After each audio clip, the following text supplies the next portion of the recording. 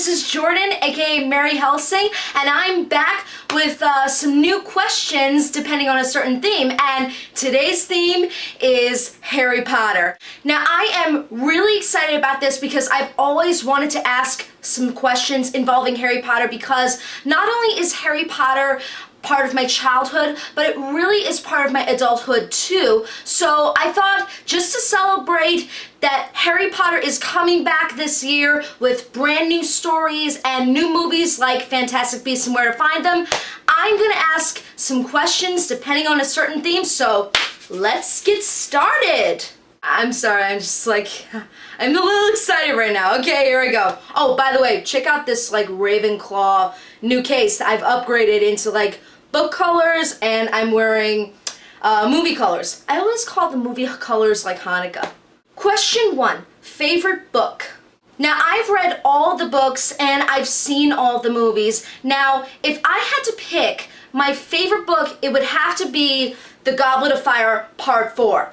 Not only is The Goblet of Fire one of my favorite books out of the series, it was actually one of the first Harry Potter books that I've ever read, and it actually happens to be my favorite because not only was it action-packed with so many events such as the Triwizard Tournament and the Quidditch World Cup, it was definitely the turning point in the entire series because that is where things really start to get dark, because the first 3 books, they were pretty innocent despite its dark elements, but this is where things really start to get dark because Voldemort is back and Harry Potter is trying to warn everybody but nobody believes him. It's this is where the series really starts to take a different turn, and I really like that book because of that. Question 2, favorite movie. If I had to pick, it would have to be The Prisoner of Azkaban because I really liked the camera work on the scenery around the castle, and they made it look so lifelike. It felt like you were really at Hogwarts. The first 2 movies, they were mostly shot with interiors, but in Prisoner of Azkaban, this is where they really start to become a little bit more animated with their surroundings, and when you go outside, it feels real. It feels like you are in Scotland. And they do such a great job blending in CGI with practical effects, and they do it so beautifully. There were so many scenes that I really loved, Buckbeak, the riding on Buckbeak was my favorite, and the way they really did the Dementors was so terrifying, and also they really brought more of the moving pictures to life, and it was so cool. They made it a little comical, but more emotional, if you know what I'm saying. And also, not to mention the time turner scene near the end of the movie, that alone was the biggest highlights out of all the movies ever, because that is just, whoa, mind-blowing right there. And as a matter of fact, I'm wearing the time turner right now, so Question 3. Least favorite book. As much as I love the whole series, my least favorite has to be The Order of the Phoenix because of Umbridge, aka the Pink Devil. I didn't really like the 5th book because I just don't like how she comes in and starts controlling other people's lives, and she struts around and acts like a huge bitch to everybody, and she just tortures everybody, and I'm I do not like you. But however, my dad likes the 5th book because this is where the series starts to get a little bit more realistic for him, because he thinks it's a commentary on the current school system, and I really appreciate his opinion on that, and that's okay too. Question 4. Parts of the books or movies that made you cry. Oh man, the whole story of the Deathly Hallows is what really made me cry. There were so many events, the Prince's Tale, the Battle of Hogwarts, the fact that Harry had to go and fight Voldemort and destroy all the Horcruxes and shit. It's oh man, it's watching it and reading the Deathly Hallows almost felt like an emotional roller coaster for me because it was clearly originally the last book, and that's how I really felt about the original 7 books, and it was like you connected with these characters so much, and you just feel like you know them as if they were your friends, and you've gone on this amazing journey, and that's why it's so emotional. Hashtag feels. Potter feels. Question 5. If you could hook up with any Harry Potter character, who would it be? I know it's gonna sound really strange, but if I had to pick somebody I could hook up with, it's gotta be Severus Snape. Now, I know that there are some Harry Potter fans who aren't as big of fans as Snape as I am, because I really thought that Alan Rickman did a convincing job as this character.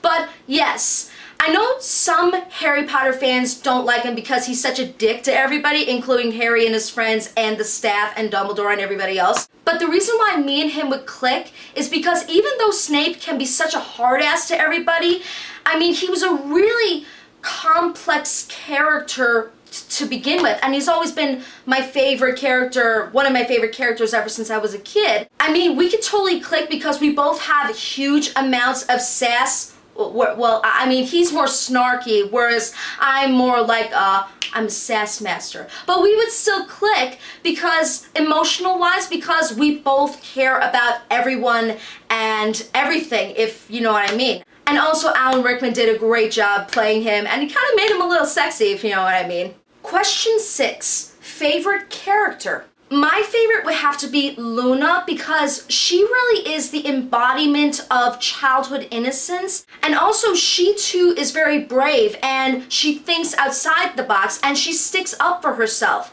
And she is one of the fewer characters outside of the Gryffindor house to really befriend Harry and the rest of his friends, because she too is also bullied, but she doesn't let it get to her, and she manages to live her life for herself. And I find that very admirable. Question 7. What would your Patronus be? Oh man, probably a Bengal tiger, because it represents passion and independence and self-confidence and spiritual energy, but also because I've always loved tigers ever since I was little, because they are such, not only are they empowering creatures, but they're so gorgeous and beautiful, and they have the most scary, powerful roars, and it's like, oh my god, it's like, it's the most beautiful creature ever to walk on this earth. Also, as a matter of fact, I actually did a painting of my Patronus up there if you look very closely. Question 8.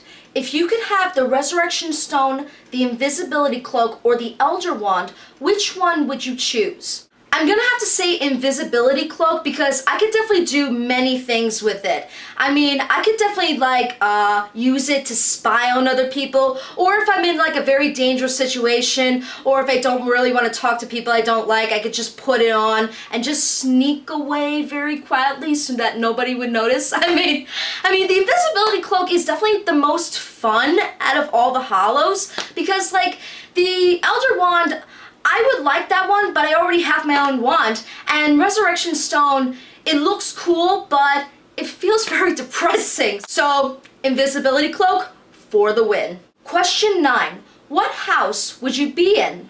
Ravenclaw, and proud of it. You know, I'm actually so proud to be in Ravenclaw, because I know a lot of people try to characterize this house as the smart house, but it's so much more than that. I mean, not only is it the house of intelligence, but it is the house of creativity and wisdom and thinking outside the box and seeking knowledge. And they're honestly a really underrated house, and I really wish that there could be a story out there that makes Ravenclaws the heroes of their own story, and that would be really cool. Question 10. If you could meet any member of the cast, who would it be? Honestly, I feel that the whole cast is so terrific that it's just so hard to pick one. I mean, who knows? It could be anybody. Question 11. Have you ever played any of the video games? I was actually more into computer games as a kid than I was into video games, and the only computer game that I played was the Chamber of Secrets computer game. And it was actually really cool that you get to play Harry and go and explore the castle and collect things, or be on adventures and all that kind of stuff. And I actually really enjoyed that because I'm kind of like a computer game geek, if you know what I'm saying. Question 12. If you were on the Quidditch team, which position would you play? I'm gonna say seeker because despite my physique, I am actually really fast because the snitch is really damn near impossible to see. I'm so quick that I even got one. Question 13. Were you happy with the ending? Now, I know many Harry Potter fans would say no because they feel that there is so much more to tell. While yes, I can agree because there are so many more stories to tell within this universe. But depending on Harry's story, I'm gonna have to say yes, I really was happy with the ending because I really felt that it was such a bittersweet close to Harry's story. Even though Harry and his friends went through so much pain and trauma, they managed to gradually move on and live their lives because they know that life is tough. It's how you handle it. And what was really sweet about it is that when Harry decides to have kids, he leaves behind his legacy for his kids to experience. And then his kids will develop their own legacy and leave it for the next generation to experience, and the next, and it will go on and on forever, for all eternity. And I find that to be really sweet and very touching. And finally, question 14, how much does Harry Potter mean to you? You know, honestly, Harry Potter means so much to me because it really opened up my world of social interaction, because back when I was a teenager, I was in a very dark and lonely phase, and I used to dress myself up as a goth to shield myself from the bullies. But during the end of my high school years, I started to reconnect with the franchise again because it really enhanced my social skills, and I managed to meet new friends through the franchise thanks to conventions like LeakyCon. And I actually went to LeakyCon 2 years ago, and that was such a magical experience for me because it really got me out to socialize and meet new people who are into the same interests as me, and it was magic. Harry Potter was the reason it got me out and helped me connect with people like you, because it taught me that you can always find happiness even in the darkest of times if you just remember to turn on the light. And that's all I have for my Harry Potter tag questions, and I just want to say thank you so much for watching and taking the time to listen on what I had to say, and because I really love Harry Potter because it was not only part of my childhood, and it's been a really huge part of my life, and I'm glad I got to share this with you. And if you're a Harry Potter fan who is watching this, feel free to leave yourself a comment in the comment section below and tell me, what does Harry Potter mean to you? And also, if you guys could do me a favor, and I would love for you to subscribe to these two awesome friends of mine and who have their own YouTube channels, and I would love for you to subscribe to them.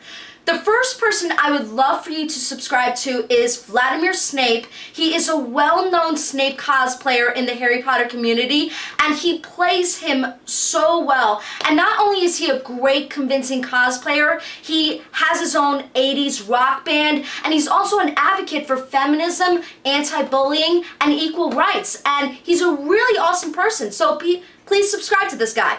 And the other person I would love for you to subscribe to is Stephanie Luna Noel. She's another great friend of mine, along with Vladimir Snape, and she has her own channel called The Luna Diaries, and in her channel, she cosplays as Luna Lovegood, and she posts a lot of videos of her going to conventions and her talking about Harry Potter products, and she has her own little mini channel, her own mini series called Ask Luna, where you can ask any questions to Luna Lovegood and she'll answer them gradually.